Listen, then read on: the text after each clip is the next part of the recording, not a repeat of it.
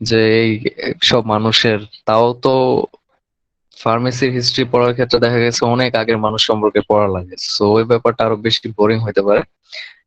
তো বোরিং লাগলে বলবা, আমরা একটু চিয়ার আপ করার চেষ্টা করব, দরকার হয় গান শুনে আসবো না ইউটিউব থেকে, ঠিক আছে? যেহেতু আমাদের সব ধরনের ব্যবস্থাই আছে এখন। তো আমরা শুরু করি। আমার ইয়াটা দেখা যাচ্ছে মনে হয় না স্ক্রিনটা? জি স্যার।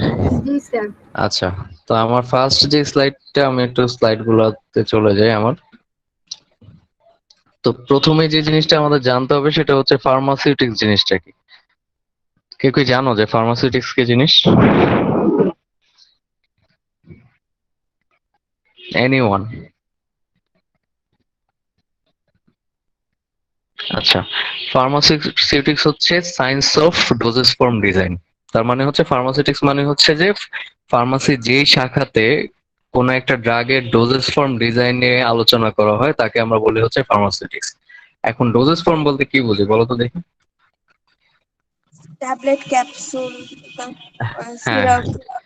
হ্যাঁ, গুড।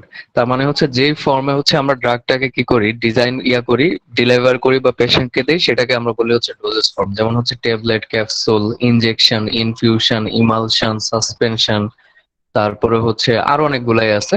তো এগুলাকে আমরা কি বলি, ডোজেস ফর্ম বলি। সো ফার্মেসির যেই শাখায় এই ডোজেস ফর্ম গুলা নিয়ে আলোচনা করা হয় তাকে আমরা বলি হচ্ছে কি ফার্মাসিউটিক্স। এখন কোন একটা প্ল্যান্ট থেকে যখন আমরা র ম্যাটেরিয়াল কালেক্ট করি বা র ম্যাটেরিয়াল পাই বা কোন একটা কেমিক্যালকে পাই, ওই কেমিক্যালটার হয়তো বা ফার্মাকোলজিক্যাল অ্যাকশন থাকতে পারে। ফার্মাকোলজিক্যাল অ্যাকশন তো আমরা বুঝি নাকি?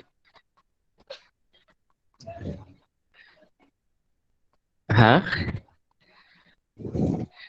আচ্ছা, ফার্মাকোলজিক্যাল অ্যাকশন বলতে বোঝাচ্ছে হচ্ছে যে ওই কেমিক্যালটা বডিতে যাওয়ার পরে বডির সাথে দুই ধরনের ইন্টারঅ্যাকশন করে নরমালি আমরা বলি, একটা হচ্ছে ফার্মাকোডাইনামিক্স আর একটা হচ্ছে কি ফার্মাকোকাইনেটিক্স। সো ফার্মাকোকাইনেটিক্স কি আর ফার্মাকোডাইনামিক্স কি, এই দুটো কি আমরা বলতে পারবো? বডি ড্রাগের সাথে যে ইন্টারঅ্যাক্ট করে ওটা ফার্মাকোকাইনেটিক্স, আর ফার্মাকোডাইনামিক্স হলো যেটা ড্রাগ বডির সাথে ইন্টারঅ্যাক্ট করে। হ্যাঁ, তার মানে হচ্ছে ফার্মাকোকাইনেটিক্স হচ্ছে বডি যেটা করে, এবং বডি যেটা করবে কি, বডি হচ্ছে ড্রাগটাকে অ্যাবজর্পশন, মেটা ডিস্ট্রিবিউশন, মেটাবলিজম আর হচ্ছে এক্সক্রিশনে কি করবে, সাহায্য করবে, মানে অ্যাডমি বলি যেটা আমরা, ওইটাতে সাহায্য করবে। এখন কোন একটা কেমিক্যালের হয়তো ফার্মাকোলজিক্যাল মানে তার অ্যাবিলিটি আছে বডিতে গিয়ে বডির সাথে ইন্টারেক্ট করার এবং কোন ধরনের রেসপন্স শো করার, বাট বডিরও সিমিলার ওয়েতে ওই ড্রাগটাকে মানে সাফিসিয়েন্টলি হচ্ছে কি করতে হবে, অ্যাবজর্ব করতে হবে, তারপর তাকে ডিস্ট্রিবিউট করতে হবে, মেটাবলাইজ করে পরবর্তীতে এক্সক্রিট করে বের করে দেওয়ার অ্যাবিলিটি থাকতে হবে। এবং এই জিনিসগুলোকে মডিফাই করাই হচ্ছে আমাদের এই ফার্মাসিউটিক্স এর মূল টার্গেট।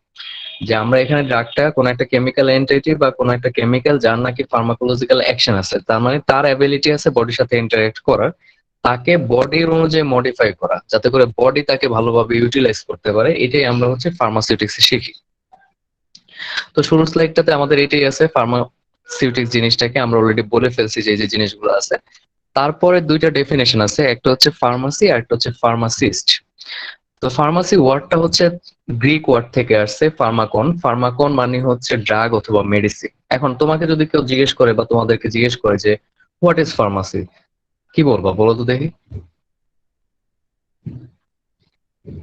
ওষুধের দোকান বললে তো আমরা রেগে যাই। কি বলবা বলো? কারো The আইডিয়া আছে branch কোন? means that It is deals health with science that drugs or আচ্ছা, বুশরা বলছো, সুমাইয়া আগে ট্রাই করো। হ্যাঁ, a health and I science am that not interact with Sumaya. chemistry. Sumaiya আবার একটু বলো। Sir, I am না, not সামিয়া, Sumaya. সামিয়া, সামিয়া, হ্যাঁ, sorry, Samia. Sir, the branch of science that deals with drugs and the users of drugs. হ্যাঁ, আর বুশরা বলো। It is a health science that links with the chemistry. Chemistry. আর কেউ কিছু বলতে পারবো? অনেকেই তো আছো। নাসিম, ছেলেরা কি পেছে আছে নাকি? নাসিম বলো। জি স্যার। ফার্মাসি কি বলো? স্যার ফার্মাসি গ্রামে তো সবাই স্যার ওষুধের দোকানদার বলে স্যার। হ্যাঁ, গুড। ফার্মাসি মানে আমরা ওষুধের দোকানও বুঝি, এবং ফার্মাসি বলতে বাংলাদেশে ওষুধের দোকান বোঝায়, বাট বাহিরের দেশে যেটা বুঝি আমরা সেটা হচ্ছে যে art of preparing and dispensing medicine যে জায়গাটাতে প্র্যাকটিস করা হয়, তার মানে হচ্ছে প্রিপেয়ারিং এবং ডিসপেন্সিং অফ মেডিসিন যে প্লেসটাতে প্র্যাকটিস করা হয় তাকে আমরা ফার্মেসি বলতে পারি। এখন ডিসপেন্সিং বলতে কি বুঝি আমরা? প্রিপেয়ারিং তো বুঝছি যে বাইরের দেশে ফার্মাসির দোকানগুলোতেও যেটা হয় যে, যেটা আমাদের এখন বাংলাদেশে মডেল ফার্মেসি গুলো হচ্ছে, বা বাইরের দেশে সবই মডেল ফার্মেসি উন্নত দেশগুলোতে। তো ওইখানে যেটা হয় যে কি, যে যখন প্রেসক্রিপশন নিয়ে যায়, কিছু কিছু ড্রাগ আছে ওরা ইনস্ট্যান্ট বানায় দেয়, এবং কিছু কিছু ড্রাগ আছে যেগুলো অলরেডি কোম্পানি বানিয়ে রাখছে, ওইগুলাকে ডিসপেন্স করে। এখন ডিসপেন্স বলতে কি বুঝি আমরা?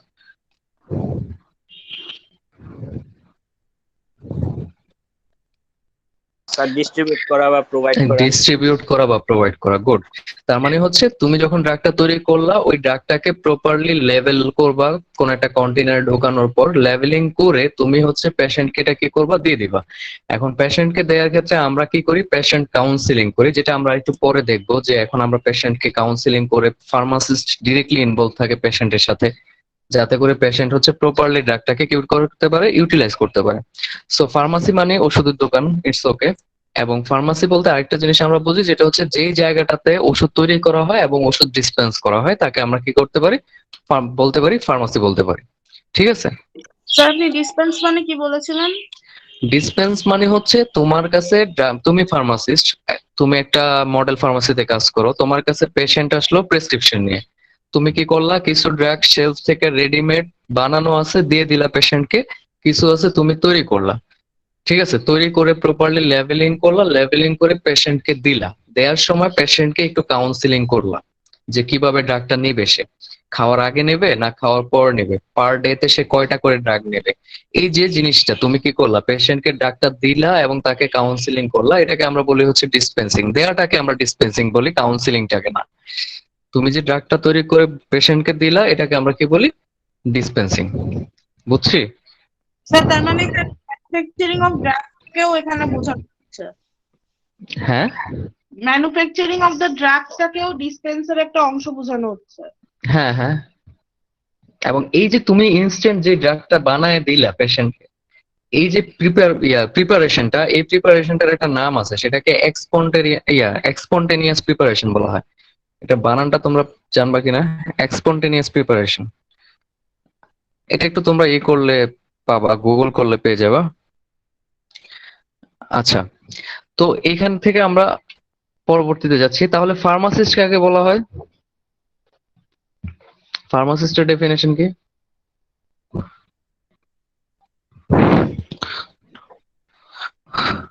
কেউ কি বলতে পারবা? ট্রাই করো।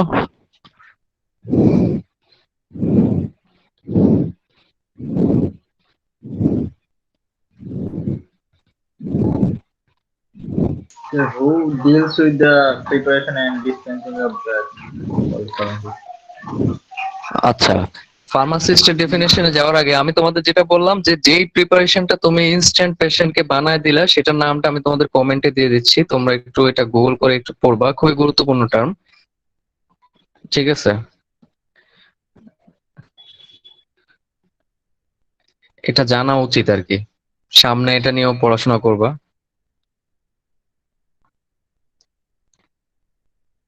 আচ্ছা, সো ফার্মাসিস্ট হচ্ছে একজন নলেজেবল পার্সন, যার নাকি কি থাকবে, অ্যাবিলিটি থাকবে কোন একটা ড্রাগ তৈরি করার এবং ড্রাগটাকে কি করার, ডিসপেন্স করার। তার মানে সে কি করবে, ফার্মাসিতে কাজ করার তার কি থাকবে, নলেজ থাকবে পর্যাপ্ত পরিমাণে। এবং এই যে ড্রাগ তৈরি করলো এবং ড্রাগটাকে সে কি করলো, ডিসপেন্স করলো, এতে করে কি হবে, পেশেন্টের ইফেক্টিভ যে ট্রিটমেন্ট আছে সেটা কি হবে, এনশিওর হবে। তার মানে ফার্মাসিস্টের ডেফিনেশন যদি আমরা বলি, pharmacist are knowledgeable person who can prepare and dispense medicine for effective use of drug। কথা বুঝছি? তো এগুলো হচ্ছে মোটামুটি ফার্মাসি এবং ফার্মাসিস্টের ডেফিনেশন যদি আমরা দেখি, তাহলে মোটামুটি আমাদের হয়ে গেছে। এখন আমরা হিস্ট্রি অফ ফার্মাসিতে যাব। সো এক্ষেত্রে আমরা যে যে জিনিসগুলো শিখবো, এটা হচ্ছে আমাদের মূল পড়াশোনা শুরু হলো এই চ্যাপ্টারে, সেটা হচ্ছে অরিজিন, ফার্মাসি কিভাবে অরিজিন হয়েছে, তারপর হচ্ছে কি কি স্টেজে তার ডেভেলপমেন্ট হয়েছে, ফার্মাসিস্টদের কাজ কি কি থাকবে, তারপর তাদের কারিকুলার যে থাকবে, কোর্স কারিকুলার যে অ্যাক্টিভিটিস গুলো থাকবে এডুকেশনাল, সেগুলা কি কি হইতে হবে, এবং তাদের রেজিস্ট্রেশন কি কি লাগবে বা লাইসেন্সিং রিকোয়ারমেন্ট কি কি থাকা লাগবে, প্লাস হচ্ছে ফার্মেসি এখন ইভলভ করে অনেক ধরনের রূপ নিছে, মডেল ফার্মেসি, নিউক্লিয়ার ফার্মেসি, তারপর হচ্ছে টেলি ফার্মেসি, অনেক ধরনের ফার্মেসিতে রূপ নিছে। সো এই যে বিভিন্ন ধরনের ফার্মেসির যে এখন ফর্ম, এগুলো নিয়েও আমরা এখানে ডিসকাস করব, ঠিক আছে? আচ্ছা, কমেন্টে দেখছো তো প্রিপারেশনটা, এটা একটু পড়বা। এটা নিয়ে কারো কোনো কোশ্চেন আছে? আমি একজনকে ধরি, দেখে পারো কি না। এক্সটেম্পোরানিয়াস প্রিপারেশন কি বলছিলাম, মিসবা বলো। স্যার আমি স্যার জয়েন করলাম তো এই মাত্র, ভালো বুঝি না স্যার। আচ্ছা, সাব্বির,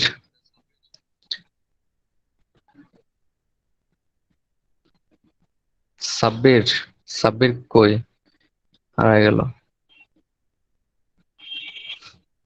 তোফায়েল, এক্সটেম্পোরানিয়াস প্রিপারেশন বলতে কি বুঝছি বলো। স্যার মাত্র জয়েন করছি স্যার, আমি শুনি সবাই মাত্র জয়েন করছে? আচ্ছা, কে বলতে পারবো বলো। স্যার আমি বলতে স্যার পারবো। এমন একটা হ্যাঁ, ফারজানা বলো। স্যার বুশরাত, হ্যাঁ এটা হচ্ছে ফারজানা বলো। এটা হচ্ছে যে ড্রাগটা হচ্ছে ইনস্ট্যান্টলি ফার্মাসিস্টরা তৈরি করে দেয়, যেটা তৈরি থাকে না। হ্যাঁ, গুড। তার মানে হচ্ছে যেটা কোম্পানি তৈরি করে রাখে না বা কোম্পানি সাপ্লাই দেয় না, তোমার ইনস্ট্যান্ট তৈরি করে দেওয়া হয়। কারণ হচ্ছে ওই ড্রাগটা লং টাইম স্টোর করে রাখলে তার যেই কি বলা যায়, তার অ্যাবিলিটি কমে যায় বা তার পটেন্সি হ্রাস পায়, তাকে আমরা কি করি, ইনস্ট্যান্ট বানায় দিই। এবং এই প্রিপারেশন গুলাকে আমরা বলি হচ্ছে কি এক্সটেম্পোরানিয়াস প্রিপারেশন। আচ্ছা, এখন আমরা পড়বো হচ্ছে ফার্মেসির হিস্ট্রি, এবং হিস্ট্রি গুলো অনেক ক্ষেত্রে মজার। তো আমরা ফাদার অফ মেডিসিন বলতে তিনজন মানুষকে বুঝি, এবং তিনজনকে নিয়ে কনফ্লিক্ট আছে।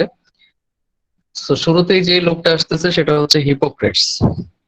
হিপোক্রেটস হচ্ছে একজন গ্রিসের মানুষ, প্রাচীন গ্রিসে। তো প্রাচীন গ্রিসে যেটা হয়তো, যারা অনেক ধনী ছিল তারা ছিল হচ্ছে থিঙ্ক ট্যাঙ্ক হিসাবে কাজ করতো। তার মানে তারা শুয়ে শুয়ে চিন্তা করতো যে কিভাবে কি করা যায়। আর তাদের সেবা করার জন্য অনেক ধরনের গরিব মানুষজন থাকতো। এর মধ্যে পুয়ার, একবারে গরিব, তারপর হচ্ছে দাস, স্লেভ যারা আর কি, তারপর হচ্ছে ট্রেডার্স, যারা বাণিজ্য করতো। তারা হচ্ছে ধনী যারা ছিল তাদেরকে বিভিন্নভাবে পৃষ্ঠপোষকতা করতো বা তাদের সেবা যত্ন করতো। তো হিপোক্রেটস হচ্ছে একজন ধনী মানুষ। তিনি শুয়ে শুয়ে খালি চিন্তা করতো, এবং তিনি বিভিন্ন ধরনের ডিজিজের কি করতো, ট্রিটমেন্ট করতো। এবং তিনি প্রথম মানুষ যিনি চিন্তা করছেন যে কোনো একটা ডিজিজের পেছনে কোনো ধরনের মিসফরচুন বা তোমার কোনো খারাপ কাজ, যেমন আমরা বলি না যে ওই লোকটা খুব খারাপ ছিল তাই তার এই ডিজিজটা হয়েছে। তো তিনি ফার্স্ট মানুষ যিনি বলছেন যে না, এমন কোনো কিছু আন্ডারলাইং থাকে না কোনো একটা ডিজিজের পেছনে। কোনো একটা ডিজিজ হওয়ার পিছনে অবশ্যই ন্যাচারাল কোনো কারণ থাকবে বা কোনো একটা কজ থাকবে। এমন না যে তুমি খারাপ কাজ করছো তাই বলে তোমার ডিজিজটা হয়েছে, এমন কখনো হয় না। এই ইয়াটা ফার্স্ট কে দিছে, হিপোক্রেটস দিছে থিওরিটা। এবং তিনি বিভিন্ন মানুষকে ট্রিটমেন্ট করতেন, এবং যখন কোন একটা পেশেন্ট তার কাছে আসতো তিনি যেটা করতেন, ফার্স্ট এই পেশেন্টকে অবজার্ভ করতেন। অবজার্ভ করার পরে তিনি হচ্ছে ওই লোকটার যে যে সিমটম গুলো আছে সেগুলোকে লিখে রাখতেন। এখন মনে করো কোনো একটা লোক গা গরম, বমি আসছে, খাইতে পারে না, এই টাইপের সিমটম নিয়ে আসছে। তো আসার পরে উনি কি করছেন, এই তিনটা সিমটমকে লিখে রাখছেন এবং এইটার একটা নাম দিচ্ছেন, মনে করো জ্বর। এই যে একটা প্রসেস তিনি লিখে রাখলেন। এখন মনে করো কেউ ডায়রিয়া নিয়ে আসছে, সে সিমটম গুলো লিখে রাখলেন এবং নাম দিলেন ডায়রিয়া। পরবর্তীতে যেই সব পেশেন্টই তার কাছে এই সিমিলার টাইপের সিমটম নিয়ে আসতেন, তিনি এই সিমটম গুলাকে ডিজিজে ক্যাটাগরাইজ করার জন্য একটা প্রসেস ডেভেলপ করলেন, যে যারা এই সিমটম নিয়ে আসছে তাদের জ্বরের মধ্যে ফেলে দিতেন, যারা এই সিমটম নিয়ে আসছে তাদেরকে ডায়রিয়ার ক্যাটাগরিতে ফেলে দিতেন। তার মানে কি, তিনি একটা ডায়াগনোসিসের একটা প্রসেস ডেভেলপ করছেন। যে এখনো তো ডাক্তাররা তাই করে, তাই না? যে আগে গেলে সিমটম গুলা শুনে শুনে মোটামুটি সে যদি ধরতে পারে যে জ্বর হয়েছে, ওকে ফাইন, জ্বর। বাট যদি তার কনফিউশন থাকে তখন তিনি দুই একটা ডায়াগনোসিস ল্যাবে করতে দেন, এবং তারপরে ওই রিপোর্টের বেসিসে তিনি রোগটা ডিটারমাইন করেন। তো হিপোক্রেটস হচ্ছে ফার্স্ট এই অ্যাটেম্পটা করেন। তিনি হচ্ছে এই বিভিন্ন ডিজিজের সিমটম গুলাকে লিখে রাখেন, এবং ওই অনুযায়ী ডিজিজ গুলাকে তিনি কি করেন, ডায়াগনোসিস করতেন। এবং তিনি আরেকটা কাজ করতেন, প্রগনোসিস করতেন। তার মানে এই সিমটম গুলো থাকলে ভবিষ্যতে তার কি হইতে পারে Excuse এরকম me, একটা sir. প্রেডিকশন করতেন। হ্যাঁ হ্যাঁ, স্যার So, আমাদের মধ্যে একজন ফরেনার আছে, সে কিছু বুঝতে পারতেছে না, সে কমেন্টসে আপনাকে একটা স্টেটমেন্ট লিখেছে। good morning sir, may you explain in English? I am foreign student. ও আচ্ছা, আমি তো জানতাম না যে তোমাদের ফরেন স্টুডেন্ট আছে। আচ্ছা, সো হিপোক্রেটস আমি তাহলে ইংলিশে কন্টিনিউ করব। জি স্যার। স্যার মাঝে মাঝে একটু বাংলায় বুঝিয়ে দিও। স্যার একবার বাংলায় বলে তারপর ইংলিশে কনভার্ট করুন। ওকে ফাইন। সো হিপোক্রেটস সম্পর্কে আমি এতক্ষণ যা বলছি তা তো বুঝতে পারছো নাকি জি স্যার। তোমরা? আচ্ছা, so Hippocrates is the first person to categorize patient according to observation, and he was the first person to write the different symptom and to develop a method of diagnosis, ঠিক আছে? And also at the same time he tried to English কিছু বাংলা আচ্ছা, তোমাদের অন্য টিচাররা কিভাবে continue করে আমি এটা আমাকে একটু ওইটা বলো আর কি। আমি আসলে এর আগে ইংলিশ মানে ফরেন স্টুডেন্ট। স্যার উনি টিচাররা স্যার প্রথমে একটু ইংলিশে পড়ায়, পরে আমরা কোনো কিছু না বুঝলে উনি বাংলায় পড়ান, ইংলিশ বাংলা দুটোই উনি পড়ান সব টিচারই। ওকে ফাইন। সো এই ক্ষেত্রে যেটা হচ্ছে যে আমি বলি হিপোক্রেটস এর এই হিস্ট্রিটা তোমার বা এই যে হিস্ট্রির পোর্শন গুলো হচ্ছে তোমার ইতে নাই। আচ্ছা আমি কন্টিনিউ করতেছি, সমস্যা নাই। আগে তাহলে ইংলিশে বলি তারপরে বাংলা করে দেবো না, ঠিক আছে? আচ্ছা, তো এই ক্ষেত্রে যেটা হয়েছে যে ফার্স্ট অফ অল কি হচ্ছে, he is the first person কি to develop the he is the first person whenever someone with disease came to him, he tried to observe him, then write the symptom and tried to develop a diagnosis process, and then he also tried to predict the result of that symptom. তার মানে হচ্ছে তিনি যেটা করতেন, শুরুতে patient যখন আসতেন তার তিনি অবজার্ভ করতেন, দেন তিনি কি করতেন, সিমটম গুলাকে রাইট ডাউন করতেন, যেটা হচ্ছে ডায়াগনোসিস এর প্রসেস হিসাবে কাজ করতো। এবং তিনি যেটা করতেন সেটা হচ্ছে তিনি প্রগনোসিস, তার মানে হচ্ছে সিমটম গুলা দেখে তিনি ওইটার যে ফাইনাল যে এটা হইতে পারে, কি বলা যায়, রেজাল্ট হইতে পারে, সেটাকে তিনি প্রিডিক্ট করতেন। এবং he is the first person to develop four humor theory. What is four humor theory? Four humor theory is he declared that every human being is composed of four liquid. One is phlegm, another is vomit, third one is blood, and last one is black bile, which is also known as diarrhea. তার মানে হচ্ছে তিনি প্রথম person যিনি declare করছেন যে প্রত্যেকটা মানুষই চার ধরনের লিকুইড নিয়ে গঠিত। একটা হচ্ছে ফ্লেম, যেটাকে আমরা শ্লেষ্মা বলি, যেটা হচ্ছে আমাদের ওই যে ঠান্ডা লাগলে বের হয় নাক দিয়ে তরল, সেটা। একটা হচ্ছে বমিট বা বমি, আরেকটা হচ্ছে ব্লাড, যেটা হচ্ছে রক্ত, আর লাস্ট ওয়ান হচ্ছে ব্ল্যাক বাইল অর ডায়রিয়া, যেটা ব্ল্যাক বাইল সেটা ডায়রিয়া নামে পরিচিত। সো তিনি আরো বলেন যে imbalance of this four liquid is the responsible for disease. তার মানে হচ্ছে তিনি বলছেন যে এই চারটা লিকুইডের মধ্যে যদি ইমব্যালেন্স হয় তাহলেই কোন একজন পেশেন্টের মধ্যে কি হবে, ডিজিজ হবে। এটুক বুঝছি? না স্যার। জি কে বুঝো নাই? হ্যালো, বুঝি না স্যার। আচ্ছা, হিপোক্রেটস বলছে যে প্রত্যেকটা মানুষই চার ধরনের লিকুইড নিয়ে গঠিত। একটা হচ্ছে কি ফ্লেম বা শ্লেষ্মা বলা হয়, যেটা হচ্ছে যে নাক দিয়ে পানি পড়া, বমিট বা বমি, তারপর হচ্ছে ব্লাড বা রক্ত, আর লাস্ট ওয়ান হচ্ছে ব্ল্যাক বাইল বা হচ্ছে ডায়রিয়া। এটুক বুঝছি? জি স্যার। আচ্ছা, এবং তিনি এটাও বলছেন যে imbalance of this four liquid is responsible for any kind of disease. তার মানে এই চারটা লিকুইডের মধ্যে যদি ইমব্যালেন্স হয় তাহলে তোমার কি হবে, ডিজিজ হবে। কথা বুঝছি? এবং he also tried to relate this four liquid with environmental factor.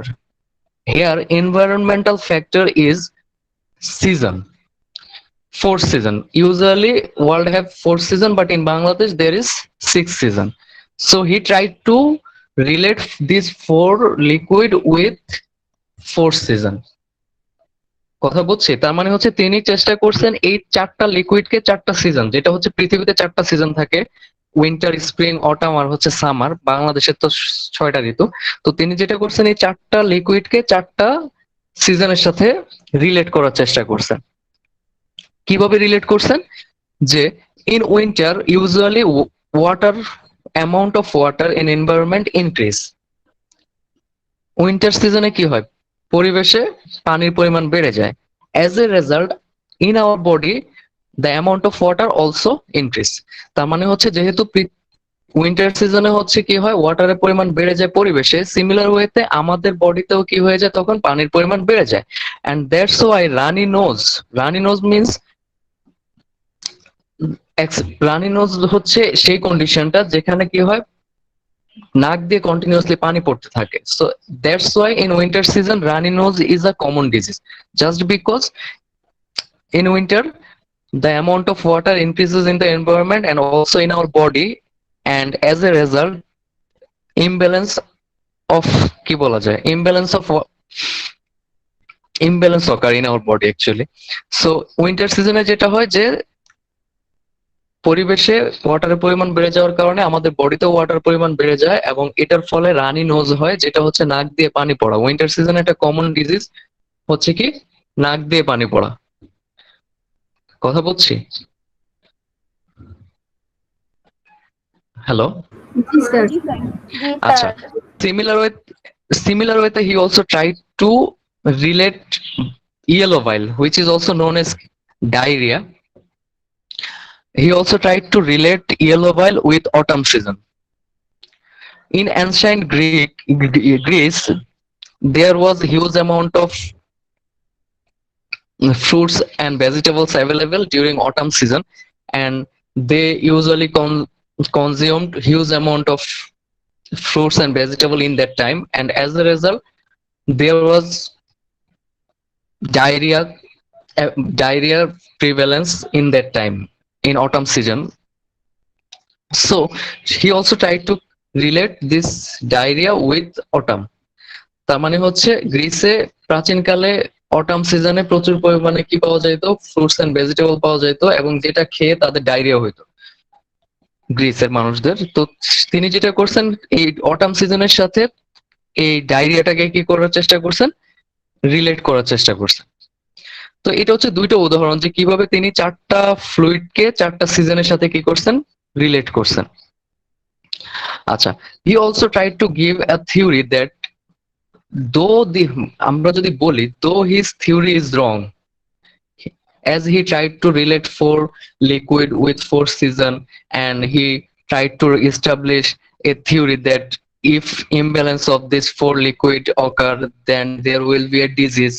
This theory is actually wrong, but his actual meaning of this theory, that is disease occur due to imbalanced life, this is true. কথা বলছি, তার মানে হচ্ছে তার যে 4টা theory লিকুইডকে 4টা সিজনের সাথে তিনি রিলেট করছেন, এই থিওরিটা হচ্ছে তার রং। বাট তার থিওরিটার মূল যে কথাটা সেটা হচ্ছে যে imbalance life is responsible for disease, এটা ট্রু, ঠিক আছে।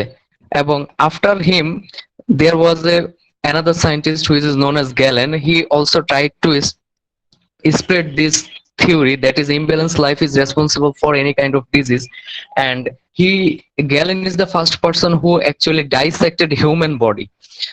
তার মানে হচ্ছে এর হিপোক্রেটসের পরে তার থিওরিটাকে ছড়ানোর চেষ্টা করছে গ্যালেন নামক একজন বিজ্ঞানী, এবং সেই হচ্ছে প্রথম পার্সন যে হচ্ছে কোন একটা হিউম্যান বডিকে কি করছে, ফার্স্ট কাটছেন, কেটে দেখছেন। এবং after dissecting the human body he realized that human body must be design by God. তার মানে হচ্ছে তিনি হিউম্যান বডিটাকে যখন ডাইসেক্ট করছেন তখন তিনি রিয়েলাইজ করছেন যে হিউম্যান বডির গঠনটা এতটাই পারফেক্ট যে এটা অবশ্যই কোনো গড বা কোনো আমরা যেটা বলি আল্লাহ তৈরি করছেন। এবং as he supported God, that's why Galen's theory was also supported by different churches. তার মানে হচ্ছে যেহেতু তিনি গডকে সাপোর্ট করছেন, that's why তার এই থিওরিটাকে বিভিন্ন গির্জাগুলোও কি করা শুরু করে, সাপোর্ট করা শুরু করে। and churches started to declare that if you ignore the theory of Galen, then you ignored charge. তার মানে হচ্ছে তুমি যদি গ্যালেনের থিওরিটাকে ইগনোর করো তার মানে তুমি চার্জকে ইগনোর করতেছো, and if you ignoring charge then you are ignoring actually God. তার মানে হচ্ছে তুমি যদি চার্জকে ইগনোর করো তাহলে তুমি গডকে ইগনোর করতেছো, and if you are ignoring God then your destination is hell, in the hell. তার মানে হচ্ছে যে তারা বলতেছিল যে যেহেতু তারা গ্যালেনকে সাপোর্ট করতেছিল এবং গ্যালেন গডকে সাপোর্ট করতেছিল, তার মানে চার্লসের ওরা বলা শুরু করলো যে তুমি যদি গ্যালেনের থিওরি না মানো তার মানে তুমি হচ্ছে চার্লসকে মানতেছো না, আর তুমি চার্লসকে না মানা মানে হচ্ছে তুমি কি করতেছো না, গডকে মানতেছো না। আর তুমি গডকে যেহেতু মানতেছো না তার মানে তোমার ডেস্টিনেশন হচ্ছে কোথায়, নরকে। এইটুক বুঝছি।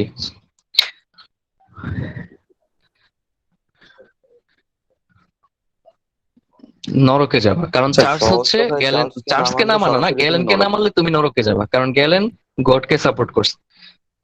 ঠিক আছে, তো এইটুকুর মধ্যে কারো কোনো কনফিউশন আছে? হ্যালো, না স্যার। আচ্ছা আমার জন্য ওকে ফাইন।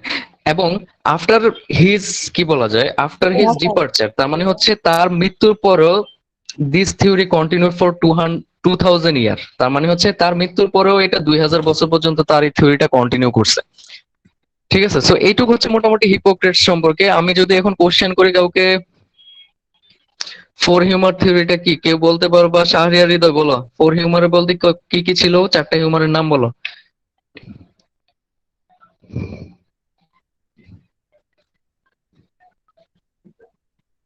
চারটা হিউমারের নাম বলছিলাম, হিপোক্রেটস বলছিল, ওই চারটা হিউমারের নাম বলো দেখি। হিপোক্রেটসের চারটা স্যার, একটা ছিল স্যার ব্লাড, হুম স্যার ডায়রিয়া, যেটাকে ব্লাড ইওলা বাইল ডায়রিয়া। বলি আমরা। জি আচ্ছা, স্যার, তারপর আরেকটা স্যার নাক দিয়ে যে পানি পড়ে সেটাকে ফ্লেম বলা হয়, পিএইচ আরেক এল ই জি এম বলা হয়। হ্যাঁ, আর জি স্যার, আরেকটা হচ্ছে কি আরেকটা বমিট ছিল বমিট। বা বমি। Okay fine. আচ্ছা, তাহলে এইটা নিয়ে কারো কোনো কোশ্চেন আছে? না স্যার। ওকে, বুঝতেছি তো নাকি? আচ্ছা, আমার জন্য একটু টাফ হয়ে যাচ্ছে কারণ আমি হঠাৎ করেই শুনলাম বিদেশি আছে, আমি আসলে এটার জন্য রেডি ছিলাম না। Whatever. Sir no problem. আর কারো কোনো question? Okay fine. So next আমরা যেটা পড়বো সেটা হচ্ছে Imhotep. So Imhotep was a genius, and he was the person who belonged to ancient Egypt, and he was artist, architect, astronomer, physician at the same time. তার মানে হচ্ছে সে একজন খুবই জিনিয়াস লোক ছিল, and he was blackish actually. তার মানে হচ্ছে ইমহোটেপ হচ্ছে একজন খুবই ব্রিলিয়ান্ট, একজন প্রাচীন ইজিপ্টের একজন লোক ছিল বা মিশরের, এবং তিনি ছিল হচ্ছে কৃষ্ণাঙ্গ, এবং তিনি এট দ্য সেম টাইম তোমার আর্টিস্ট ছিল, আর্কিটেক্ট ছিল, ফিজিশিয়ান ছিল, অ্যাস্ট্রোনমার ছিল, মানে খুবই ব্রিলিয়ান্ট একজন লোক ছিল। অ্যান্ড সাম অফ আওয়ার কি বলা যায়, some of our people who believes that actually Hippocrates is not the father of medicine, Imhotep was the actual father of medicine. ঠিক আছে, তার মানে কিছু কিছু মানুষ বিলিভ করে যে হিপোক্রেটস ফাদার অফ মেডিসিন না, অ্যাকচুয়ালি ফাদার অফ মেডিসিন হচ্ছে ইমহোটেপ। যদিও হিপোক্রেটস কে নিয়ে অনেক কনফিউশন আছে, বাট হিপোক্রেটস যে থিওরি দিছে, হিপোক্রেটিক অথ নামে একটা অথ আছে, অথ মানে হচ্ছে শপথ বলা হয় আর কি, যেটা হচ্ছে ডাক্তাররা এখন পর্যন্ত নেয়, যেটা হচ্ছে ইথিক্স এর জন্য ডাক্তারদের। আমরা যেরকম ফার্মাসিস্টদের ইথিক্স পড়ি না, যে কি করা উচিত কি করা উচিত না, সিমিলার ওয়েতে ডাক্তারদের জন্য এরকম ইথিক্স এর একটা শপথ আছে, যেটা হচ্ছে হিপোক্রেটিক অথ নামে পরিচিত এবং যেটা এখন পর্যন্ত এক্সিস্টিং আছে। আচ্ছা, সো ইমহোটেপ নিয়ে আমরা পড়তেছিলাম যে there was no document, actually written document, to support the theory that Imhotep is the father of medicine. তার মানে হচ্ছে এখানে কোনো থিওরি বা কোনো ধরনের আমাদের কাছে ডকুমেন্ট নাই যে ইমহোটেপ হচ্ছে মেডিসিনের বা ফার্মাসির জনক বলা যায় আর কি। There was only one written theory which was belong to Edwin Smith Papyrus. তার মানে হচ্ছে একটা রিটেন থিওরি আছে, ডকুমেন্ট আছে, যেটা হচ্ছে এডউইন স্মিথ পেপাইরাস, মানে পেপার বোঝায় আর কি, পেপাইরাস নামে পরিচিত। এবং দেয়ার ওয়াজ written document, that is the written document actually, and it contained 48 cases of surgery, trauma, wound, tumour and their treatment procedure. তার মানে হচ্ছে এই পেপারটার মধ্যে 48টা ডিজিজ, টিউমার, তারপর হচ্ছে আঘাত, তারপর ভেঙে যাওয়া, এগুলার ডায়াগনোসিস এন্ড ট্রিটমেন্ট এই বইটাতে আছে। এবং some of our people support that or think that this paper is written by Imhotep. তার মানে হচ্ছে তারা বিলিভ করে এই 48টা ডিজিজের যে রিটেন ডায়াগনোসিস এবং ট্রিটমেন্ট প্রসিডিউর আছে এইটা ডেভেলপ করছে হচ্ছে কে, ইমহোটেপ। ঠিক আছে, এটাই Imhotep. This is the only one written document অথবা existing document that supports Imhotep as a father of medicine. Imhotep হচ্ছে প্রায় 200 মতো ডিজিজের ডায়াগনোসিস এবং ট্রিটমেন্ট করতে পারতেন। এর মধ্যে রিমার্কেবল যেগুলো হচ্ছে সেগুলো হচ্ছে টিউবারকুলোসিস, অ্যাপেন্ডিসাইটিস, গাউট, গলস্টোন আর হচ্ছে আর্থ্রাইটিস। তার মানে হচ্ছে Imhotep was able to diagnose and treat over 200 diseases. And remarkable of them was tuberculosis, appendicitis, gout, gallstone, and arthritis. So that's all about Imhotep. Imhotep নিয়ে আর কোনো question আছে কারো? Sir বইয়ের নামটা কি বললেন? কিসের বইয়ের নাম? স্যার যেটা জি বইয়ের নাম। বইয়ের নাম হচ্ছে Edwin Smith papyrus, EDWIN SMITH PAPYRUS। Papyrus মানে হচ্ছে পেপার আর কি। হ্যাঁ না, এটা বইয়ের নাম ছিল, আমি তো ভাবলাম রোগের নাম ছিল। না না, এটা হচ্ছে এডউইন স্মিথ হচ্ছে একজন লোকের নাম, আর পেপাইরাস মানে হচ্ছে পেপার আর কি। যিনি হচ্ছে এডউইন স্মিথ হচ্ছে সেই লোক যিনি হচ্ছে এই পেপারটা ফার্স্ট ডিসকভার করছেন, মানে পাইছেন, এবং তার কাছে এটা বিলং করে, দ্যাটস ওয়াই এটা এডউইন স্মিথ পেপাইরাস নামে পরিচিত। আর আচ্ছা, আর কারো কোনো কোশ্চেন? স্যার স্লাইডে তো এত কিছু নাই, এত মানে এগুলা কি জানার জন্য নাকি লিখতে হবে? জানার জন্য বলতে এই স্লাইডটা একটু শর্ট করে এখানে দেয়া, স্লাইডে সব লেখা থাকলে কেমন হিজিবিজি টাইপ লাগে। তা জানো আর কি, হিপোক্রেটস সম্পর্কে মেইনলি বেশি জানবা, আর ইমহোটেপ আর চরক যেটা নেক্সটে আছে ওইটা সম্পর্কে মোটামুটি জানলেই হবে। হিপোক্রেটস খুবই ইম্পর্টেন্ট পার্সন আর কি হিস্ট্রিতে। আচ্ছা, next our topic is Chorok or Choroka, who was actually belong to our subcontinent, and his actual habitant or actual where he actually belong is not clear to us, but somebody thinks that he was originated or he was belong to Jalandhar, that is a place of in India. তার মানে হচ্ছে চরক হচ্ছে এমন একজন লোক যিনি আমাদের সাবকন্টিনেন্টেরই, এবং তার অ্যাকচুয়াল নিবাস সম্পর্কে কেউ জানে না। কেউ ধারণা করে যে সে জলান্ধার নামক একটা জায়গা আছে ইন্ডিয়াতে, সেখানে সে বিলং করে, এবং he was actually the principal contributor of alternative medicine, one of alternative medicine which is known as Ayurveda or Ayurvedic medicine. We actually know that what is Ayurveda or Ayurvedic medicine or alternative medicine. Alternative medicine কি আমরা তো জানি নাকি? হ্যাঁ, hello, না sir, একটু যদি বলেন। আচ্ছা, তো চরক হচ্ছে একজন লোক যে হচ্ছে আয়ুর্বেদা অথবা আয়ুর্বেদিক মেডিসিন যেটা, সেটাতে প্রিন্সিপাল কন্ট্রিবিউটর হিসেবে কাজ করছে। এবং আয়ুর্বেদিক মেডিসিন বুঝিনি স্যার একটু আস্তে ধীরে বলেন। স্যার ভেষজ টাইপ মেডিসিন, অল্টারনেটিভ মেডিসিন, মানে অল্টারনেটিভ মেডিসিন গুলা কি কি?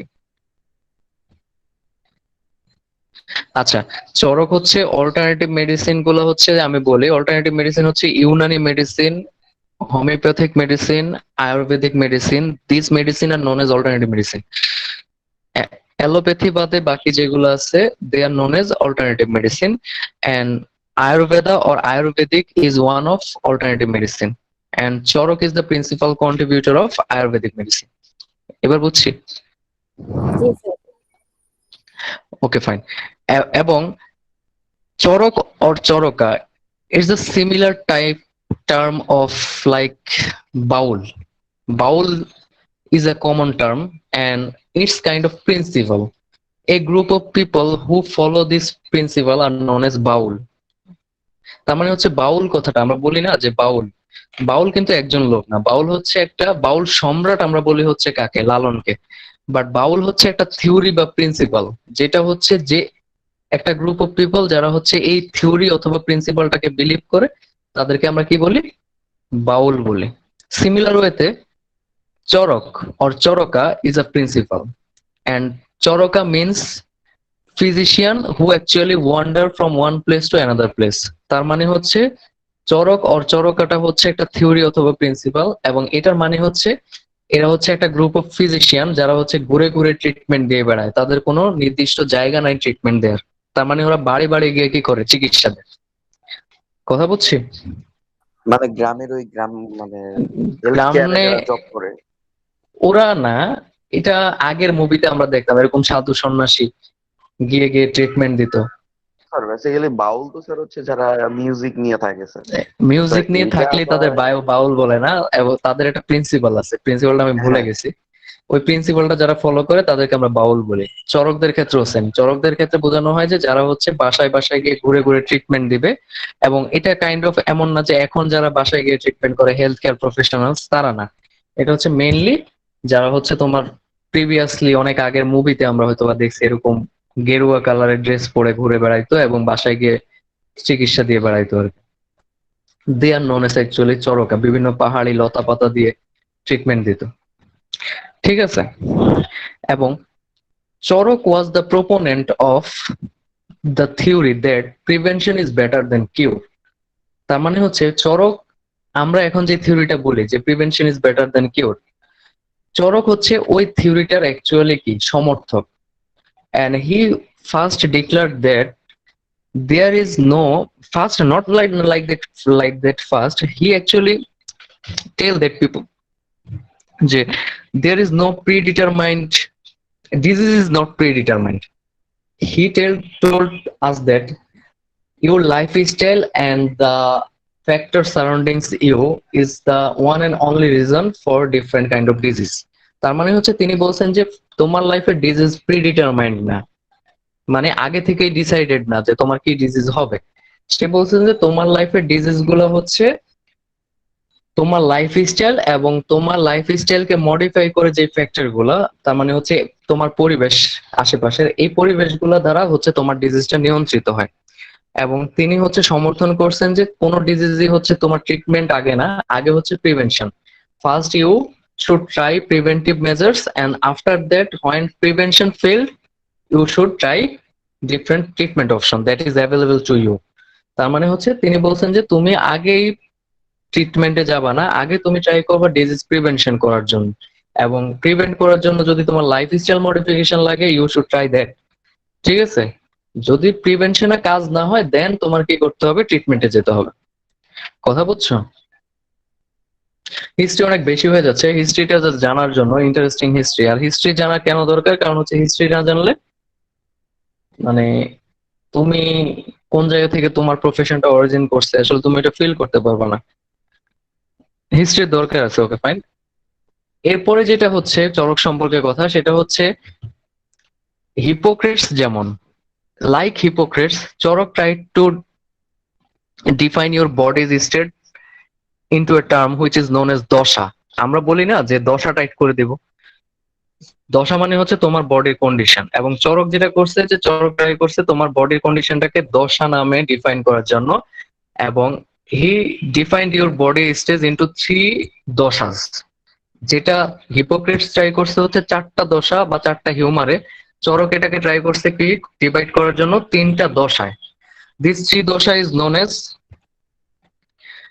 মুভমেন্ট, ট্রান্সফরমেশন, আর থার্ড যেটা আছে সেটা হচ্ছে লুব্রিকেশন এন্ড স্টেবিলিটি। ঠিক আছে? তার মানে হচ্ছে চরক তোমার হিপোক্রেটস এর মতোই বডিকে 4টা ভাগে 3টা দশায় বিভক্ত করছে। একটা হচ্ছে মুভমেন্ট, তার মানে তোমার বডির যে মুভমেন্ট, তিনি তো আসলে মুভমেন্ট বলেন নাই, তিনি এটাকে ডিফাইন করছে হচ্ছে ভাতা দশা নামে, BATA, ভাতা দশা। তারপর হচ্ছে ট্রান্সফরমেশন, ট্রান্সফরমেশন হচ্ছে তোমার বডি যে রূপ এক রূপ থেকে আরেক রূপে রূপান্তরিত হচ্ছে, সেটাকে পিতা দশা, PITTA, পিতা দশা। আর লাস্টে যেটা আছে সেটা হচ্ছে লুব্রিকেশন, তার মানে হচ্ছে বডি ফ্লুইড গুলাকে তিনি যে দশার মধ্যে ফেলছেন সেটা হচ্ছে কাপা দশা। শুনতে একটু কেমন অকওয়ার্ড লাগতেছে, তাই না? বুঝছি। স্যার মুভমেন্টে কি দশা বললেন? বাতা দশা, পিতা দশা আর হচ্ছে কাপা দশা। তার মানে হচ্ছে সে হিপোক্রেটস এর মতোই করছে। হিপোক্রেটস 4টা দশায় ভাগ করছে বডিকে, তিনি 3টা দশায় ভাগ করছে এবং 3টা দশাকে তিনি নাম দিছে বাতা দশা, পিতা দশা আর হচ্ছে কাপা দশা। ঠিক আছে,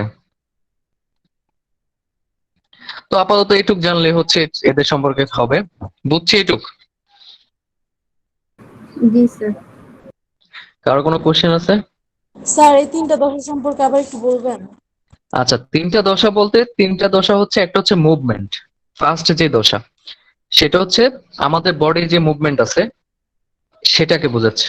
ট্রান্সফরমেশন হচ্ছে আমাদের বডির যে পরিবর্তন হয়, এক মনে করো আমাদের বডির যে গ্রোথ সেটাকে বুঝাইছে।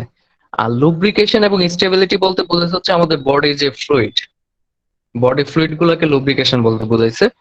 এবং তিনি তো আসলে ইংলিশে বলেন নাই, তিনি বলছেন হচ্ছে বাতা দশা, পিত্ত দশা আর কাপা দশা, এবং এই 3টা দশার এগনেস্টে 3টা নাম, 3টা জিনিসকে সে বসাইছে অ্যাকচুয়ালি। বুঝছি? জি sir. Okay, so that's it. আমাদের হিস্ট্রি মোটামুটি শেষ। একটু দম নিয়ে নিই আমরা এবার। হ্যাঁ, সকাল সকাল উঠে এতক্ষণ কথা বলা যায়? স্যার হিস্ট্রিতে কোনো কাহিনী ছিল না স্যার। হ্যাঁ, হিস্ট্রিতে কোনো কাহিনী ছিল না, ভাবলাম গল্প টল্প আছে মনে হয়। আর হিপোক্রেটস এর গল্প ছিল না? হিপোক্রেটস স্যার হিস্ট্রিতে ওইটা গল্প না স্যার, যে হচ্ছে কেউ অসুস্থ হয়ে গেছে তারপর তাকে সুস্থ করার জন্য একদম পুরা হ্যাঁ হ্যাঁ টাইপের আর কি, একটু বুঝেন তো স্যার, হ্যাঁ হ্যাঁ। আছে কি স্যার? আচ্ছা, তারপরে আমরা নেক্সট ইসে যাই। ওকে, তারপর হচ্ছে ফার্মাসি হিস্ট্রি। ফার্মাসির ইভলিউশন যদি আমরা বলি, pharmacy evolved in 5 era. First era is known as ancient era, which is the beginning of pharmacy profession, and it started at 600 AD. তার মানে হচ্ছে প্রথম ইরাটা হচ্ছে আমাদের ancient era, যেটা হচ্ছে আমাদের বিগিনিং ফার্মাসির, এবং এটা হচ্ছে 1600 AD তে শুরু হয়েছে। এডি মানে হচ্ছে অ্যানো ডোমিনি, যেটা ধরা হয় হচ্ছে বার্থ টাইম অফ জেসাস, মানে যিশুর জন্মের সময়টা আর কি বলা হয়। And after that, second era is empiric era, which is 1680 to 1940. After that, industrialization era, which was 1940 to 1970. After that, হচ্ছে patient care era, which was actually still exists from 1970. And future is biotechnology and genetic engineering, which is actually future. And though there is some products which was based on this technology, but there is many things to do in future with this biotechnology and genetic engineering. তার মানে হচ্ছে 5টা এরাতে ভাগ করা হয়েছে। First এরাটা হচ্ছে ancient এরা, which was the beginning, মানে শুরু হয়েছে ফার্মেসিটা। তারপরে এম্পিরিক এরা, ইন্ডাস্ট্রিয়ালাইজেশন, পেশেন্ট কেয়ার এরা, আর লাস্ট হচ্ছে যেটা ফিউচার বলা হয় সেটা হচ্ছে বায়োটেকনোলজি এন্ড জেনেটিক ইঞ্জিনিয়ারিং। তা আমরা এখন হচ্ছে হ্যাঁ স্যার এডি বলতে তো যীশু খ্রিস্টের জন্মের আগের সাল বোঝায়, তাই না? না না, ওই সময়টাকে বোঝায়। বিফোর ক্রাইস্ট বলা হয় হচ্ছে জন্মের আগেরটা, বিসি বলা হয় যেটাকে। ও জি স্যার, তাহলে এটা স্যার ওই সময় থেকে? হ্যাঁ হ্যাঁ হ্যাঁ, এডি মানে হচ্ছে অ্যানো ডোমিনি বলা হয় আর কি। হ্যাঁ, বুশরা রশিদ বলো। এডিটা খ্রিস্টাব্দ না? বুঝিনি। এডিটা খ্রিস্টাব্দ না? 1600 খ্রিস্টাব্দ। হ্যাঁ হ্যাঁ হ্যাঁ হ্যাঁ হ্যাঁ, খ্রিস্টাব্দ। ওকে, সো আমরা শুরুতে যেটা পড়বো, ফার্স্ট আমরা যেটা দেখবো সেটা হচ্ছে অ্যানশিয়েন্ট অরিজিন, যেটা already we studied that. Hypocrites, gallon, Dioscorides, another scientist or another physician. These 3 people, remarkable people, actually belong this era. তার মানে হচ্ছে অ্যানশিয়েন্ট অরিজিন আমরা অলরেডি পড়ে ফেলছি, এবং এখানে এই যে হিপোক্রেটস, গ্যালেন আর হচ্ছে ডিওস্কোরিডস আরেকজন বিজ্ঞানী আছে বা ফিজিশিয়ান আছে, এরা 3জন হচ্ছে এই ইরাতে বিলং করে। এবং remarkable work of this Ira, যদি আমরা এই ইরার কিছু রিমার্কেবল কাজ বলি তাহলে ফার্স্ট যেটা আসে সেটা হচ্ছে in that time actually people usually try to stop their bleeding and try to heal their wound by using leaves, mud and cold water. তার মানে হচ্ছে এই রাতে মানুষ তাদের যেই কোন একটা কেটে গেলে কোন একটা জায়গায় ব্লিডিং হলে বা কোন একটা জায়গায় আঘাত পেলে এগুলাকে হিল করার জন্য মাটি, পাতা এবং হচ্ছে ঠান্ডা পানি এগুলা ইউজ করতো।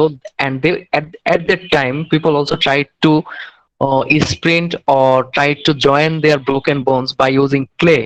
এবং এই সময়টাতে পিপল আরেকটা যেটা করতো সেটা হচ্ছে মাটি ইউজ করে তাদের যে ভাঙা হাড় আছে সেগুলোকে জোড়া লাগানোর চেষ্টা করতো। এবং in that time actually scientific approach of your disease, dealing with your disease started। actually এই সময়টাতেই scientific approach শুরু হয়েছে ডিজিজ কে ডিল করার জন্য। before that people usually think that the disease isn't caused by natural causes and there is no underlying factor। এবং এই সময়ের আগে মানুষ ভাবতো যে ডিজিজটা হচ্ছে তোমার ওই যে কাইন্ড অফ মিসফরচুনের কারণে হয় অথবা ইওর মিসডিড এর কারণে হয়, মানে খারাপ কাজের জন্য হয়। সো এটা ভাবতো, বাট এই সময়টা থেকে মানুষ ভাবা শুরু করছে যে না, there must be underlying cause, তার মানে এখানে কোনো একটা আন্ডারলাইং কজ আছে, দ্যাটস ওয়াই তোমার ডিজিজ হচ্ছে। এবং Hippocrates belongs to this era, Hippocrates এই এরাতে বিলং করে। এবং তার তো theory we already know that যে হি গেভ 4 হিউমার থিওরি, এবং 4 হিউমার থিওরি কি কি এখানে অলরেডি উল্লেখ করা আছে, আমরা এটা পড়ে ফেলেছি। After Hippocrates we also studied about Galen. হিপোক্রেটসের পর আমরা গ্যালেন সম্পর্কে পড়ছি। Galen was the first person to conduct animal experiment. তার মানে হচ্ছে গ্যালেন হচ্ছে প্রথম পারসন যে অ্যানিমালের উপর এক্সপেরিমেন্ট করতেন।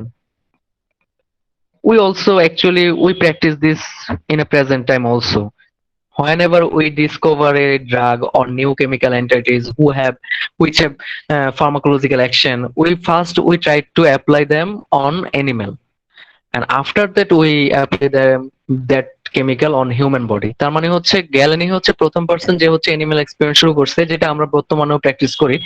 কোন একটা কেমিক্যাল এন্টিটি আবিষ্কার হওয়ার পরে শুরুতে আমরা যেটা করি সেটাকে কি করি, ইসের উপর অ্যাপ্লাই করি, অ্যানিমেলের উপর অ্যাপ্লাই করি, এবং তারপরে মানুষের উপর অ্যাপ্লাই করি। এবং এই যে প্রসেসটা, এটা ডেভেলপ করছে শুরু থেকে গ্যালেন। এবং he also tried to classify different drugs according to disease.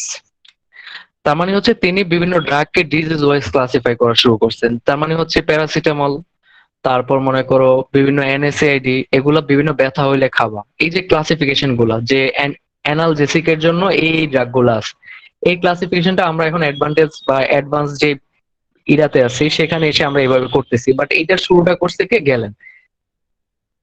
এবং he also established galenical pharmacy. What is galenical pharmacy? Galenical pharmacy is the pharmacy which deals with extraction of different chemicals from different plants। তার মানে হচ্ছে গ্যালেনিক্যাল pharmacy establish করছে কে, এই gallon. এবং গ্যালেনিক্যাল pharmacy deal করে কে নিয়ে, যে বিভিন্ন প্ল্যান্ট থেকে কিভাবে ড্রাগ এক্সট্রাক্ট করা যায় বা কেমিক্যাল এক্সট্রাক্ট করা যায়, এই জিনিসটা ডিল করে হচ্ছে গ্যালেনিক্যাল ফার্মেসি। বুঝছি এটুক?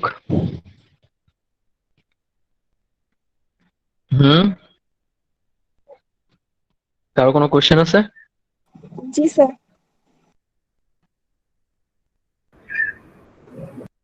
তারেক আরমান, কোশ্চেন আছে?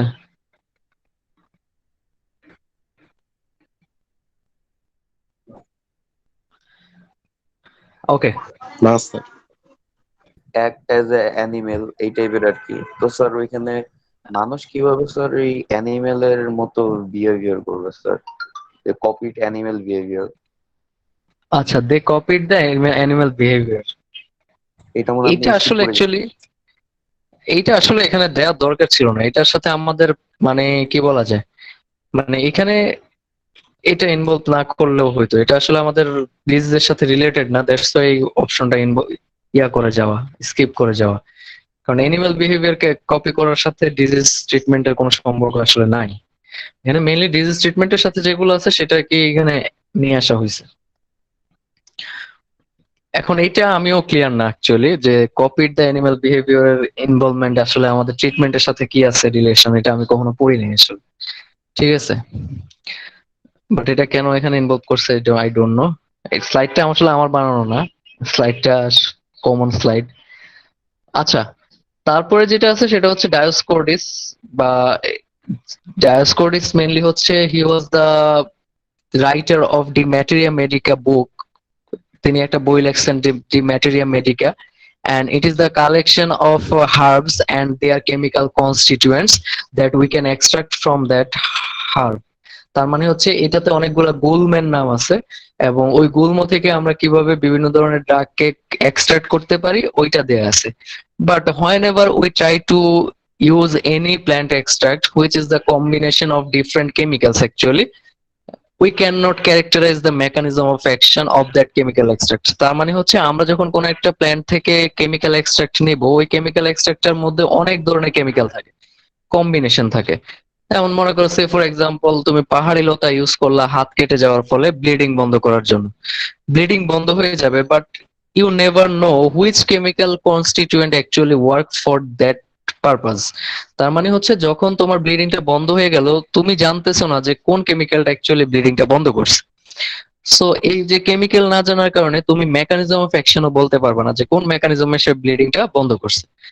তো এই যে ব্যাপারটা, এইটা হচ্ছে তোমার কি এই ম্যাটেরিয়া মেডিকা বইটাতে শুধুমাত্র কেমিক্যাল কনস্টিটিউয়েন্ট গুলো প্ল্যান্ট থেকে কিভাবে এক্সট্রাক্ট করা যায় এটা নিয়ে কথা বলা হয়েছে, বাট ওই কেমিক্যাল মানে ক্রুড ফর্মটা নিয়ে কথা বলা হয়েছে। ওই এক্সট্রাক্টের মধ্যে অ্যাকচুয়ালি কি কি কেমিক্যাল আছে এইটা সম্পর্কে তুমি ম্যাটেরিয়া মেডিকা বইটাতে কোনো ধারণা পাবা না। কথা বলছি? তার মানে এটা বেসিক লেভেলের বই আর কি। এখন তো আমরা যেটা করি প্ল্যান্ট থেকে এক্সট্রাক্ট করার পরে ওইটার আবার কেমিক্যাল ক্যারেক্টারাইজেশন করা হয়, এনএমআর করা হয়, যে কি কি কেমিক্যাল অ্যাকচুয়ালি প্রেজেন্ট আছে সেখানে দেখা হয়। সো ওইটা অ্যাকচুয়ালি দেখার ফলে আমরা হচ্ছে কি মেকানিজম সম্পর্কে জানতে পারি যে কোন কেমিক্যালটা কাজ করছে, কোন মেকানিজমে কাজ করছে, যেটা তুমি এই বইটাতে পাবা না। আচ্ছা, আফটার দ্যাট জন মর্গান, এবং he is the last person of ancient origin and he tried to separate pharmacy with medical profession. তার মানে হচ্ছে সেই পারসন যে হচ্ছে কি করছে ফার্মাসি প্রফেশনটাকে মেডিকেল প্রফেশন থেকে আলাদা করছে, মানে ডাক্তারদের থেকে ফার্মাসিস্টদেরকে আলাদা করছে। আচ্ছা, এনশিয়েন্ট অরিজিন আমাদের মোটামুটি শেষ। তারপরে যেটা আছে হচ্ছে empiric era. Empiric era is the era when institutionalization বা institutionalization of pharmacy education or pharmacy practice started. তার মানে হচ্ছে এই ইরাতে এসে হচ্ছে ফার্মাসি প্রফেশনটাকে অথবা ফার্মেসি সাবজেক্টটাকে ইনস্টিটিউট বেসিস দেওয়া হয়েছে, যে এটা এখন আর এমন না যে তুমি র্যান্ডমলি শিখলা বা কারো মধ্যে ওই গুণটা আছে সে ট্রিটমেন্ট করবে, এরকম না। প্রাতিষ্ঠানিক রূপ দেওয়া হয়েছে ফার্মেসি প্রফেশনটাকে। এবং ফার্মাকোপিয়া, ফার্মাকোপিয়া কি জিনিস সেটা তো আমরা জানি নাকি?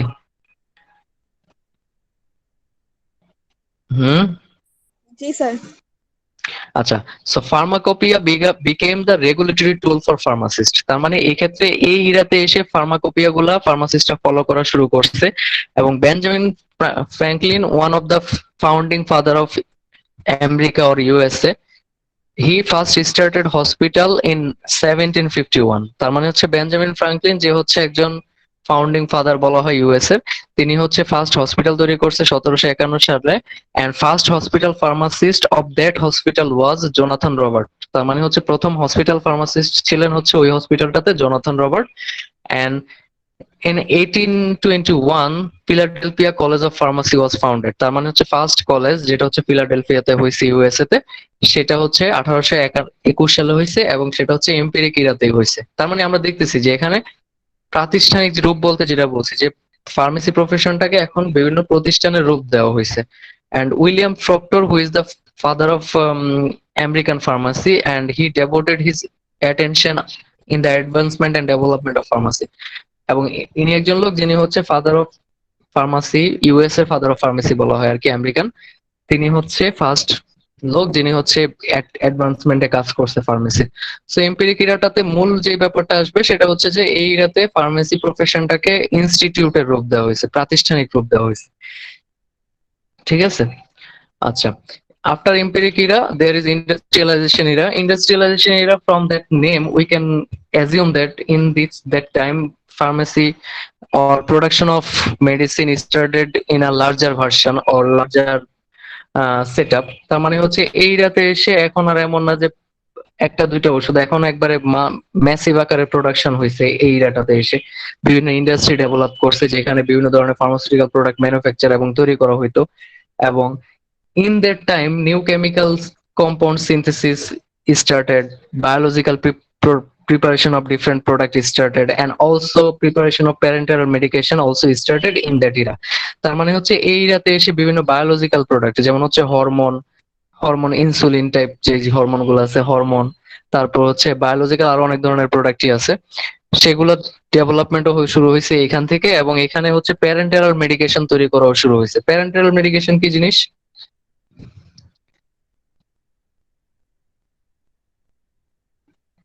হুম,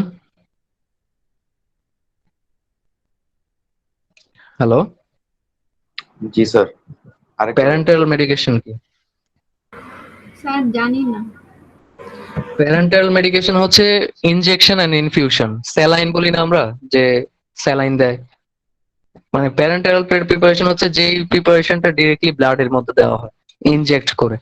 সেটা হইতে পারে ইনজেকশন, অথবা আমরা যে স্যালাইন দিই, ইনফিউশন বলা হয় স্যালাইন গুলাকে, ওইগুলা, এগুলোকে প্যারেন্টাল ইন্ট্রাভেনাস। হ্যাঁ, ইন্ট্রাভেনাস প্রিপারেশন গুলাকে প্যারেন্টাল প্রিপারেশন বলা হয়। ওকে, তারপরে হচ্ছে patient care era. Patient care in this era actually different development of different new entities অথবা নিউ কেমিক্যাল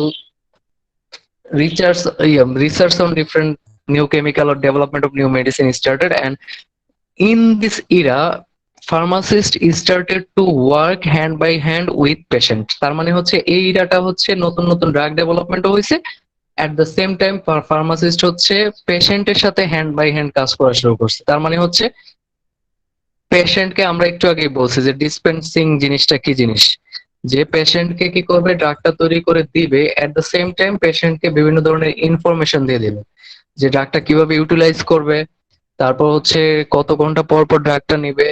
এই যে ব্যাপারগুলা, এই ব্যাপারগুলো হচ্ছে পেশেন্ট কেয়ার ইরাতে এসে কি হয়েছে, শুরু হয়েছে, যেটা এখন পর্যন্ত চলতেছে। যেমন মডেল ফার্মেসি থেকে তুমি যখন প্রেসক্রিপশন দিবা, ফার্মাসিস্ট তোমাকে কি করবে, ওষুধ দিয়ে দিবে, এট দ্য সেম টাইম তোমাকে কি দিবে,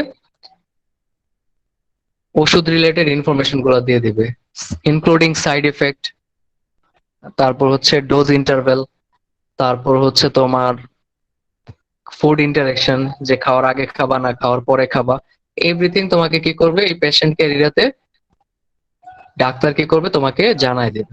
ঠিক আছে, এবং এটা হচ্ছে এখন পর্যন্ত প্র্যাকটিসড, এখন পর্যন্ত অ্যাভেলেবেল আছে। লাস্ট টপিক আমাদের আজকের, সেটা হচ্ছে বায়োটেকনোলজি এন্ড জেনেটিক ইঞ্জিনিয়ারিং। আমরা এটা সম্পর্কে কি জানি? হ্যাঁ,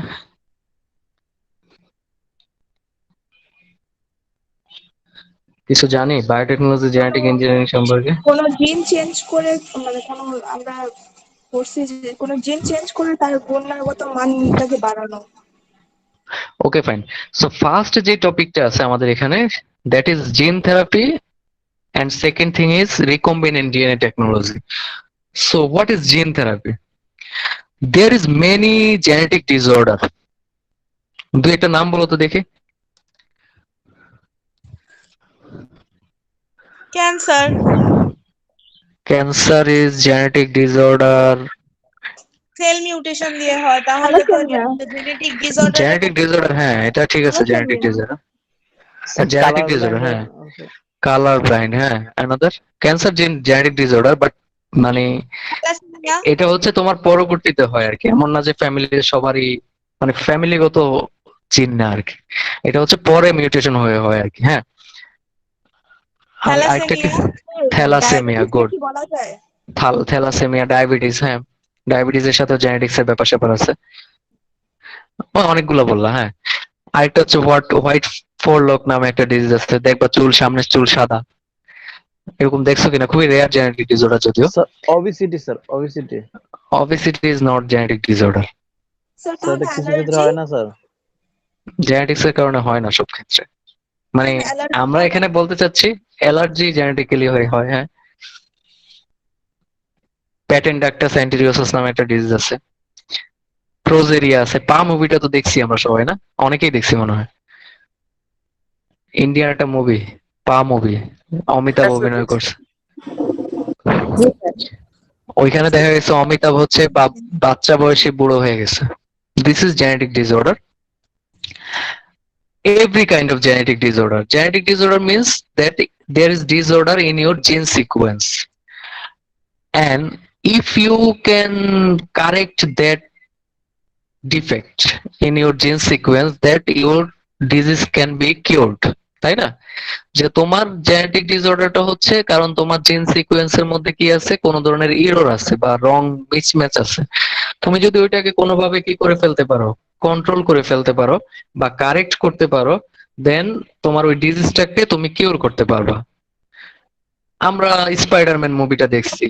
স্পাইডারম্যান মুভিটাতে কি হয়েছিল, যে কোনো একটা মাকড়সা তাকে কামড় দিয়েছে, কামড় দেওয়ার পরে দেখলাম যে নিউরনের মধ্যে কি ধরনের লাইট জ্বললো, হঠাৎ করে সে কি করলো, এখন হাত থেকে তার বের হচ্ছে, জালি বের হয়, তাই না? মাকড়সার জাল বের হয়। তো এই যে কি হলো, যে স্পাইডারটা কামড় দেওয়ার ফলে তার জিনটাতে মিউটেশন হয়ে গেল। এন্ড যদি তুমি জিন থেরাপির থ্রুতে, জিন থেরাপির মূল টার্গেটটাই হচ্ছে by applying therapy you will correct your gene sequence so that disease can be কি কিউরড। তার মানে হচ্ছে তুমি এখানে জিন থেরাপি অ্যাপ্লাই করে তোমার ওই জিনের যে মিসম্যাচটা আছে সেটাকে কারেক্ট করবা, কারেক্ট করার ফলে তোমার ডিজিজটা কিউর হয়ে যাবে। আচ্ছা, কিন্তু this is not that easy. There was many experiment previously conducted to establish this therapy, but every experiment failed এবং সবাই মারা গেছে। তার মানে জিন থেরাপিটা আগে অনেকের উপরে অ্যাপ্লাই করা হয়েছে, এবং জিন থেরাপিটা হচ্ছে এমন একটা থেরাপি, যদি জিন থেরাপিটা সাকসেসফুলি তুমি করতে পারো, তুমি অনেক কিছু থেকে তুমি হচ্ছে কি করতে পারবা, কিওর করতে পারবা, নিজেকে প্রোটেক্টেড রাখতে পারবা। মানে তোমার হাতে সবকিছু কন্ট্রোল চলে আসবে কাইন্ড অফ। কারণ এজিং থেকে শুরু করে এভরিথিং, মানে তোমার বয়স্ক হয়ে যাচ্ছ, সবকিছু কিন্তু তোমার এই যে জিন থেরাপির মাধ্যমে তুমি কন্ট্রোল করতে পারবা। তো জিন থেরাপিটা এর আগে যতবারই অ্যাপ্লাই করা হয়েছে প্রত্যেকবারই ফেল করছে, এবং ফেল করার ফলে ওই স্যাম্পল বা যে সাবজেক্ট আছে সে মারা গেছে। এবং এই কারণে মানে যত রেগুলেটরি অথরিটিজ আছে, এফডিএ বলো, ডাব্লিউএইচও বলো, সবাই হচ্ছে এটাকে ব্যান করে দিচ্ছে। যদিও এখন অনেক দেশই এক্সপেরিমেন্ট হয়তো বা হচ্ছে লুকায় লুকায়, বাট জিন থেরাপিটা হচ্ছে খুবই কাজের একটা থেরাপি হইতো যদি ক্যান্সার থেরাপি, হ্যাঁ ক্যান্সার যারা হয়, ক্যান্সার কিওর করা যাইতো। ঠিক আছে, আচ্ছা। আর সেকেন্ড যেটা আছে, এটা মনে হয় বুঝছি না, জিন থেরাপিটা যেটা ফিউচার বলা যায় কাইন্ড অফ, যে ভবিষ্যতে জিন থেরাপি যদি কোনো সময় সাকসেসফুলি করা যায় তাহলে মানে অনেক কিছু থেকেই আমরা মুক্তি পাবো আর কি। ঠিক আছে, আচ্ছা। সেকেন্ড যেটা আছে সেটা হচ্ছে recombinant DNA technology. What is recombinant DNA technology? এটা আমরা জানি মনে হয়, I think.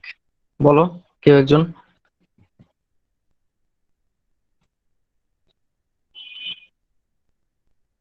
Sir, that new advanced DNA that is formed by using the genetic engineering.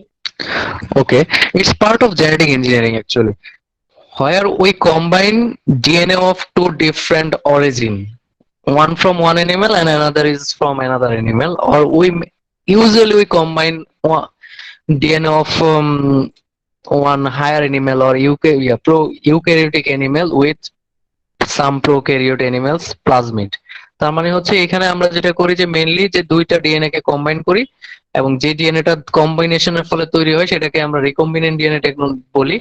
এবং এই ক্ষেত্রে দুইটা ডিএনএ এর মধ্যে একটা ডিএনএ থাকবে হচ্ছে prokaryote which belongs to bacteria actually, আর আরেকটা থাকবে হচ্ছে ইউক্যারিওটিক অ্যানিমাল, যেটা হইতে পারে গরুর ডিএনএ, হইতে পারে মানুষের কোন একটা ডিএনএ পার্ট। সেটাকে আমরা কম্বাইন করে আমরা কি করব, একটা রিকম্বিনেন্ট ডিএনএ তৈরি করব। এবং by this procedure we developed different treatment procedure which is available in market now, and one example of them is insulin, which we actually prepare by recombinant DNA technology। তার মানে হচ্ছে আমরা এখন already অনেকগুলো product recombinant DNA টেকনোলজির মাধ্যমে মার্কেটে আছে। এর মধ্যে একটা উদাহরণ হচ্ছে ইনসুলিন, যেটা আমরা রিকম্বিনেন্ট ডিএনএ এর মাধ্যমে তৈরি করি। and in this case we combine our pancreatic gene but part of DNA which is responsible for production of insulin with bacterial DNA, and after that we try to culture the bacteria or recombinant bacteria in a specific culture media, and when all the bacteria copy and they try to synthesize a specialized protein which is insulin, and when there is a certain amount or huge amount of insulin produced, we collect this insulin and try to use for our purpose or our need. তো এক্ষেত্রে যেটা আমরা করি যে recombinant DNA টেকনোলজিতে আমরা যখন insulin তৈরি করি তখন আমরা যেটা করি যে ব্যাকটেরিয়াল ডিএনএ এর সাথে আমাদের প্যানক্রিয়াসের যে ইনসুলিন প্রডিউস করে যে জিনটা আছে সেটাকে কম্বাইন করে দিই ব্যাকটেরিয়াল ডিএনএ এর সাথে, যেটা ব্যাকটেরিয়াল ডিএনএ কে আমরা প্লাজমিড বলি। তো প্লাজমিডের একটা পোর্শন কেটে দিই এবং কাটার ক্ষেত্রে we use actually restriction enzyme. Restriction এনজাইমটা হচ্ছে কাটার জন্য আমরা ইউজ করি। কেটে তারপর ওইটাকে আমরা হচ্ছে আবার আমাদের যে প্যানক্রিয়াসের যে ইনসুলিন প্রোডাকশনের যে জিনটা আছে সেটার সাথে জোড়া লাগাই দিই। এবং প্যানক্রিয়াসের জোড়া লাগানোর ক্ষেত্রে অ্যাকচুয়ালি আমরা ইউজ করি হচ্ছে লাইগেজ এনজাইম।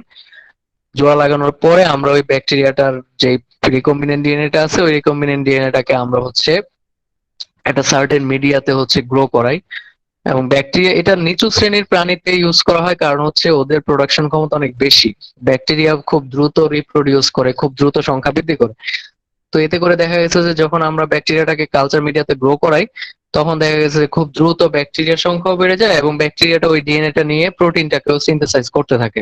ব্যাকটেরিয়া যখন আমরা সামনে পড়বো মাইক্রোবায়োলজিতে, তোমরা মনে হয় গত সেমিস্টারে পড়ে ফেলছো, আমিও পড়েছিলাম ব্যাকটেরিয়ার তো ওরা খুব দ্রুত গ্রো করার কারণে দেখা গেছে যে গ্রো করার সাথে সাথে ওরা প্রোটিনটাকেও সিনথেসাইজ করে। সো এতে করে আমরা খুব কম সময়ের মধ্যে অনেক বেশি পরিমাণে ইনসুলিন পেয়ে যাই আর কি ওই মিডিয়া থেকে। রিকম্বিনেন্ট ডিএনএ টেকনোলজি আমরা অ্যাকচুয়ালি অনেক ক্ষেত্রে ইউজ করি in our day to day life. আমরা দেখি যে হাইব্রিড জাতের যে যে জিনিসগুলো পাই আমরা, মাছ থেকে শুরু করে ফলমূল, everything came from recombinant DNA technology. ঠিক আছে, এগুলো সবগুলো রিকম্বিনেন্ট ডিএনএ টেকনোলজির ফলাফল। তো এই হচ্ছে মোটামুটি আমাদের 5টা ইরা সম্পর্কে জানলাম আমরা, এবং this is the end of our lecture. Question আছে কোনো?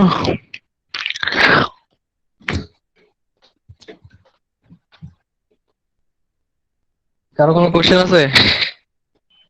স্যার চ্যাপ্টার শেষ না স্যার, আজকে লেকচার শেষ স্যার।